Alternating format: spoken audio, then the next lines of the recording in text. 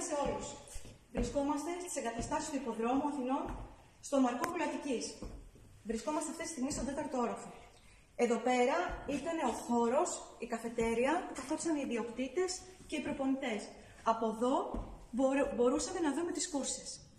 Αυτός είναι ο στίβος μας. Οι εγκαταστάσεις μας φτιαγμένες με την τελευταία τεχνολογία όταν έγιναν.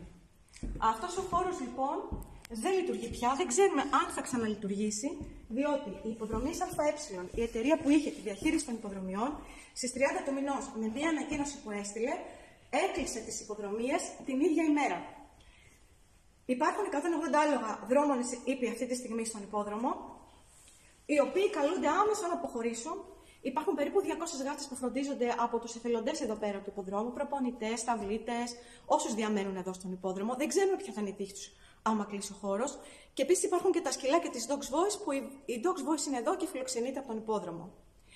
Οι οικογένειες και οι άνθρωποι θα μείνουν στον δρόμο και όλες οι εργασίες που εξαρτώνται από τον υπόδρομο πάλι θα μείνουν και αυτοί στον δρόμο γιατί θα χάσουν τη δουλειά τους. Συν ότι θα χάσει και το κράτος κάποιο έσοδο από τον ανάλογο ΦΠΑ. Πάνω από όλα αυτά όμως υπάρχει ο ανθρώπινος παράγοντας. Ξαφνικά, σε ένα μήνα πρέπει κάποιοι άνθρωποι να βγουν στον δρόμο και πρέπει κάποια άλογα να πάνε και δεν ξέρουμε πού και πώς και τι. Και δεν ξέρουμε τι θα απογίνουν και τα ζώα που σιτίζονται αυτή τη στιγμή μέσα εδώ πέρα, όπως είναι οι γάτες.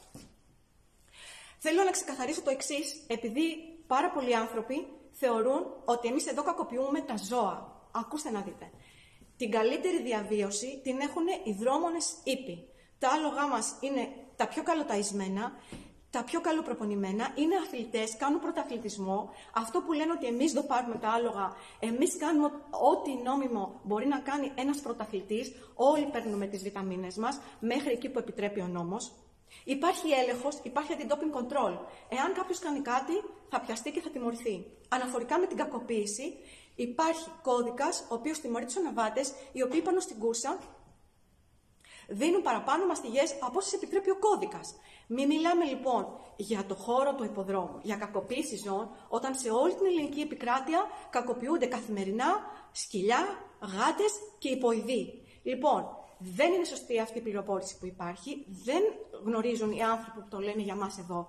Τα άλογά μας, οι δρόμονες ήπιοι μας δεν κινδυνεύουν στον υπόδρομο, αλλά κινδυνεύουν όταν θα φύγουν έξω από τον υπόδρομο. Διότι ναι, μεν υπάρχει χνηλάτιση μέχρι τον πρώτο που θα πάρει το άλογο, από εκεί και ύστερα δεν υπάρχει έλεγχος. Ο πρώτος τι θα το κάνει, ούτε σε ποιον το δώσει, ούτε αν θα πάει στο εξωτερικό, ούτε αν θα πάει για σαλάμι, ούτε αν θα πεθάνει σε ένα οικόπεδο χήμα.